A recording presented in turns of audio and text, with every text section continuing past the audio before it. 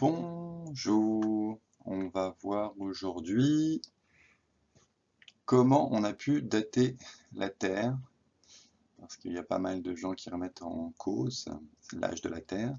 Donc on va essayer de replonger un petit peu dans le passé et pour arriver jusqu'à aujourd'hui, pour en savoir un peu plus. C'est parti.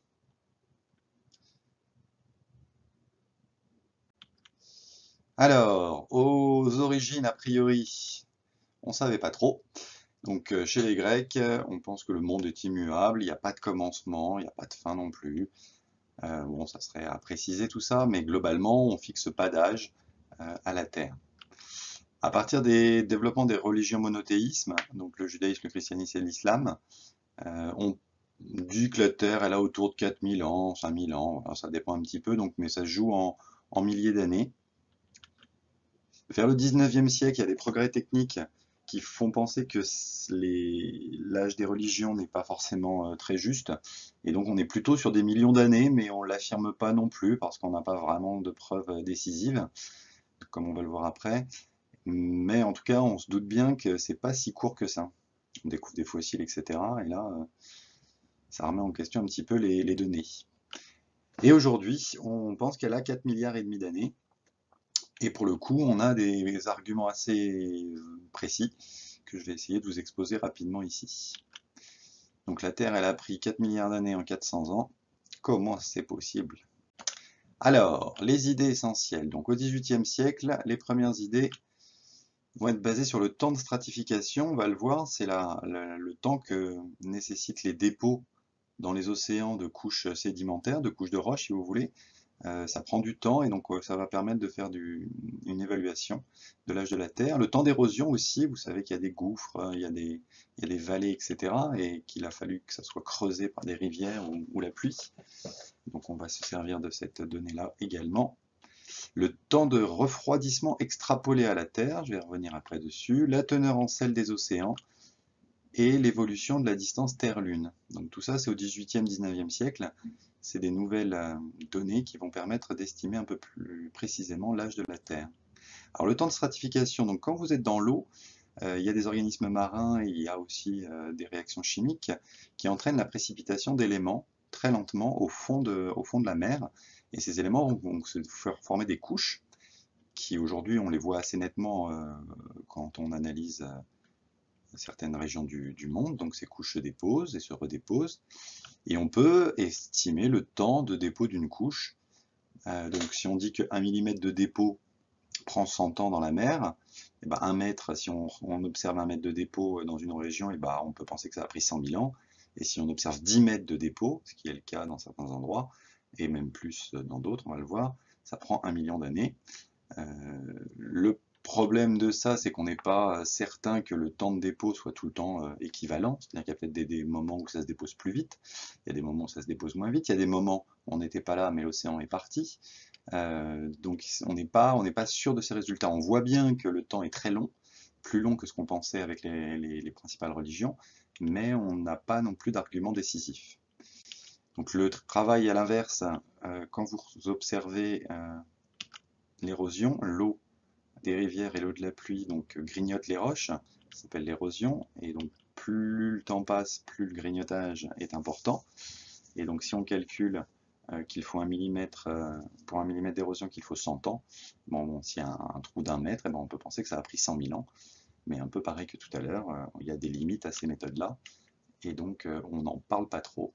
Mais ces deux indices font dire que les 4000 ans, c'est pas possible, qu'il a dû se passer beaucoup de temps. Ceux qui ont vu le Grand Canyon ne peuvent pas l'expliquer en 4000 ans comment se puisse former un tel édifice.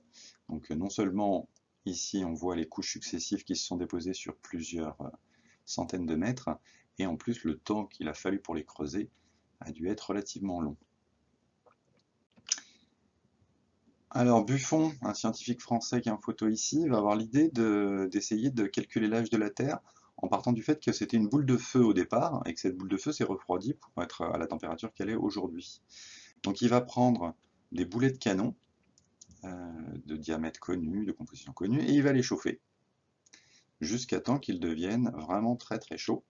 Et il va lancer son petit chronomètre, je simplifie, et il va attendre qu'ils refroidissent. Quand ils seront à la température ambiante, il va relever les temps, et après il va extrapoler avec ce qu'on connaissait du volume de la Terre, et il va trouver des chiffres beaucoup plus grands, plusieurs dizaines de millions d'années. Mais bien sûr, vous le comprenez, il y a plein d'éléments qui sont pas tout à fait justes dans cette comparaison avec un boulet de canon pour la Terre. Par exemple, la Terre continue de produire de l'énergie aujourd'hui. Elle ne fait pas que se refroidir depuis sa formation, elle produit aussi de la chaleur interne avec la radioactivité. Mais on est toujours aussi sur des chiffres beaucoup plus grands que pour les religions. La teneur en sel des mers, donc il y avait l'idée que, et on ne sait toujours pas exactement d'ailleurs, que le sel qui est présent dans la mer provient en grande majorité de la Terre, et il a été amené par l'érosion des roches, par les fleuves, et donc on calcule avec le taux de sel actuel dans l'océan, qui est assez constant, le temps que ça a dû prendre pour ramener tout ce sel des roches, et on trouve aussi des chiffres en plusieurs millions d'années, mais tout ça n'est toujours pas précis. L'évolution de la distance Terre-Lune, donc on observe que la Terre et la Lune s'éloignent gentiment, et donc ça permet aussi d'estimer un petit peu l'âge de la Terre, mais pas très précisément. Donc on va arriver à la méthode actuelle qui nous permet d'être beaucoup plus précis, la radioactivité. Donc ça s'est développé au XXe siècle, après la découverte de la radioactivité et de ses principes par Marie Curie, une scientifique française. Alors comment ça fonctionne? C'est un peu plus compliqué que le reste à comprendre. Quand vous avez une roche issue d'un magma, le magma va se refroidir, et en se refroidissant, des cristaux, donc des éléments des roches, vont se former, et dans ces cristaux, vous avez des atomes qui vont se fixer lors du refroidissement. Donc là, par exemple, si je prends une roche, vous avez deux minéraux dans cette roche, et dans ces minéraux, vous avez des éléments comme le strontium et le rubidium. Il y en a plein d'autres, des éléments, mais là, ce qui nous intéresse, ça va être le rubidium et le strontium, parce que c'est des éléments en partie radioactifs. Donc, quand le temps va passer, le rubidium 87, il est radioactif. Donc on sait qu'il se désintègre naturellement en strontium 87, et on sait le temps que ça prend pour que une quantité de rubidium 87 devienne du strontium 87. En revanche, le strontium 86, il est stable. Donc une fois qu'il a été piégé dans le minéral, il ne bouge plus, il reste là dans sa quantité. Donc vous pouvez calculer le rapport actuel du strontium 87 sur le strontium 86, et faire de même pour le rubidium 87 sur le strontium 86. Et au cours du temps, donc le rapport 87 strontium sur 86 strontium va augmenter, parce que le rubidium va donc se transformer en strontium.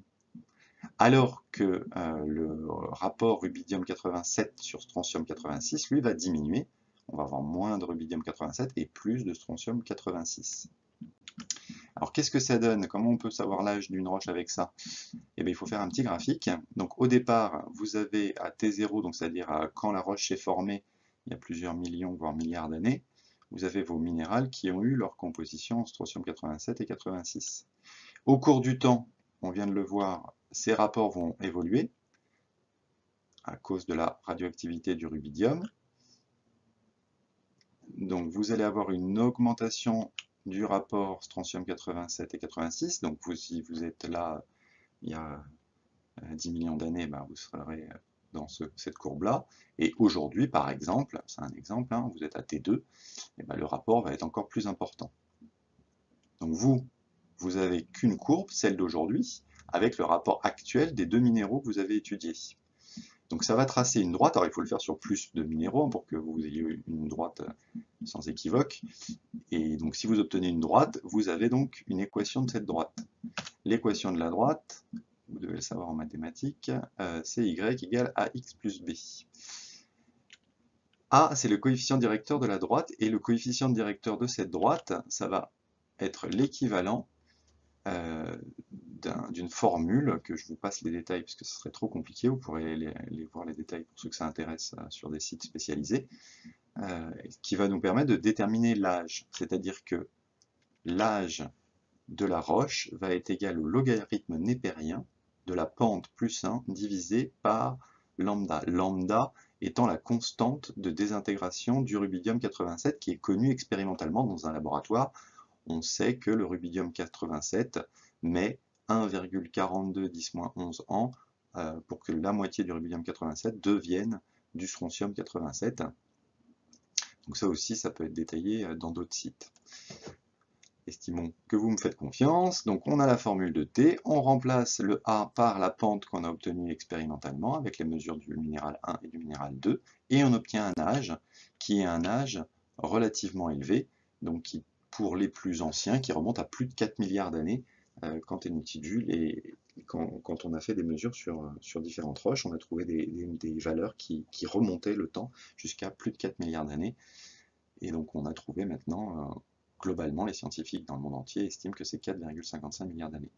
Donc il y a d'autres méthodes que vous pouvez aller voir ici, qui sont plus précises. Donc il y a toujours des discussions, mais globalement ce qu'il faut comprendre, c'est que ce n'est pas un scientifique dans son coin qui a fixé l'âge de la Terre, ou un politique, ou un dictateur, ou peu importe. C'est la communauté scientifique entière, donc vous pouvez vous-même essayer de faire ces calculs, reproduire, trouver les données, même si vous travaillez après dans la recherche, concevoir ces données. Et pour l'instant, donc, tout le monde trouve un âge qui est autour de 4 milliards et demi d'années. Donc c'est peut-être plus, mais c'est probablement pas moins, parce qu'il n'y a pas d'explication vraiment rationnelle à expliquer qu'elle aurait beaucoup moins de 4 milliards d'années. Avec les données qu'on a, on ne peut pas l'expliquer autrement. Et je le répète, ce qui est important aussi en science, c'est que c'est des données qui sont validées à travers le monde par des gens qui ne se connaissent pas et qui font des recherches en parallèle et qui obtiennent des résultats donc, qui sont convergents, et donc ce qui permet de conclure à ça. Voilà pour l'âge de la Terre, donc je ne sais pas si j'ai été très clair. Je vous referai d'autres choses si vous n'êtes pas content. Bonne continuation.